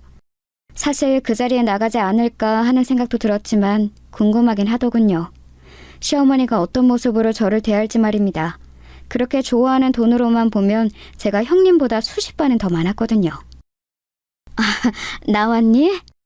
일찍 오셨네요. 약속 시간보다 10분이나 먼저 나가는데도 시어머니는 이미 와 있었습니다. 그리고 처음 보는 웃음을 지으며 저를 맞아주더군요. 정말 저에게 그런 웃음을 짓는 건 생전 처음 보는 일이었습니다. 좀 서둘러 나왔다. 일단 앉으렴. 속이 빤히 보이는 그 행동에 속으로 웃으며 자리에 앉았습니다. 네가 그러고 나가고 나서 내가 곰곰이 생각을 해봤다. 내가 정말 많이 잘못하면서 살았더구나.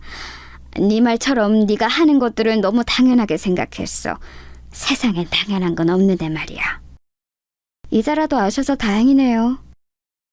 그래, 네 말처럼 그 일은 네 일이 아닌데 그동안 우리가 너한테 너무 많은 걸 요구하면서 편하게 지내왔다는 생각이 들더구나.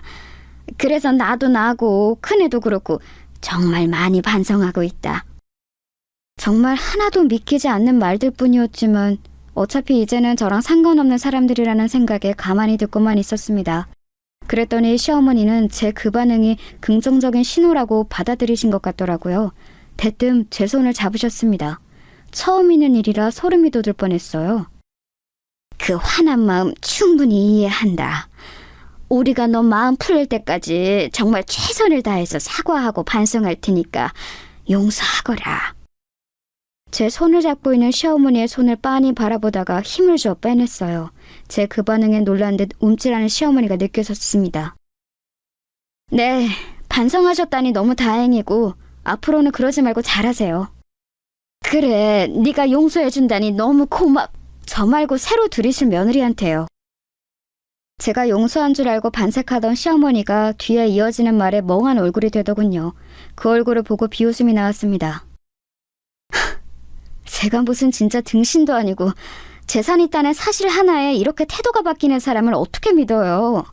그리고 설사 정말로 반성을 하시고 잘못했다 생각한다 하더라도 저는 그 집안에 오만정이 다 떨어져 다시 들어가고 싶지도 않아요. 그냥 살 거였으면 그렇게 나오지도 않았어요. 제 말이 한마디 한마디 이어질 때마다 시어머니 안색이 좋지 않아지는 게 보이더군요. 성격이 워낙 지랄맞은 양반이라 억지로 참고 있는 게 보였습니다. 성질 같아서는 당장이라도 제 뺨을 올려치고 싶었을 거예요. 어머님, 부동산 여기저기 다니시면서 제 재산 알아보고 다니는 거 제가 모를 줄 아셨어요? 아니, 그건 어떻게? 제 말에 당황한 기색이 역력하더군요. 그 동네가 소문이 얼마나 빠른데 어머님이 그러고 다니시면 당연히 이야기가 나오죠. 그 건물주가 가진 부동산이 얼만지 그렇게 물어보고 다니셨다면서요?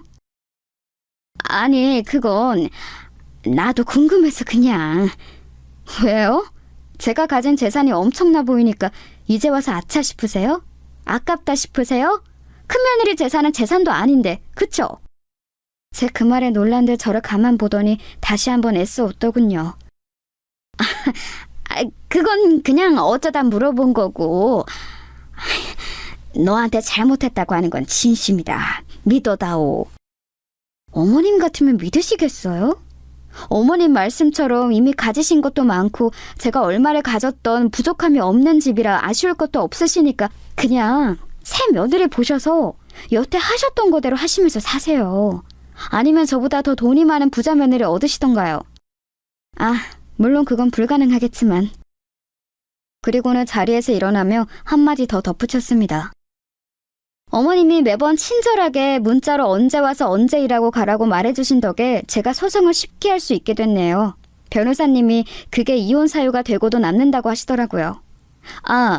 참고로 제 재산은 어머님이 여기저기 물어보고 다니신 것보다 몇 배는 더 많아요.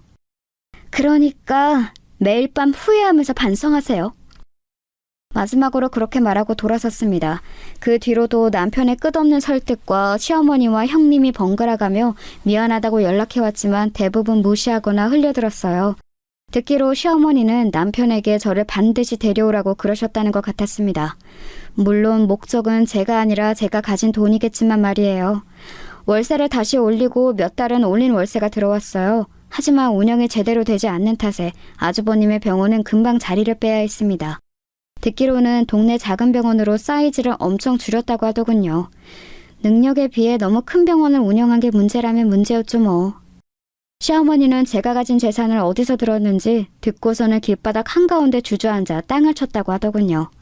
그냥 하는 말이 아니고 정말로 땅을 치면서 내 돈 하셨대요. 진짜 웃기죠?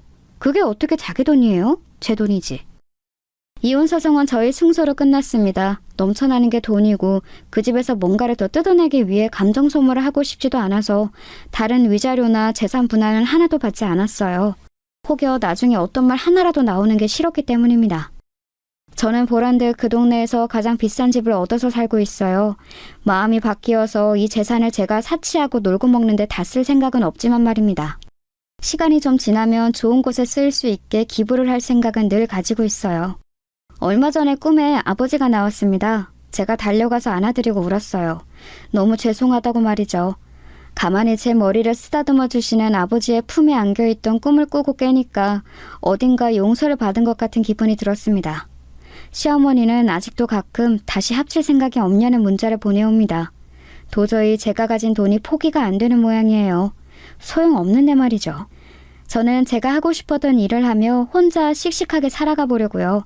그러다 좋은 사람을 만나게 되면 다시 이번에는 제대로 된 가족을 만들 수 있는 날이 올 수도 있겠죠. 제 긴 이야기 들어주셔서 감사합니다. 여러분은 저 같은 실수하지 마시길 바래요. 뭐든 있을 때 잘해야 한다는 건 말입니다. 그게 부모님이건 또 며느리건 말이에요.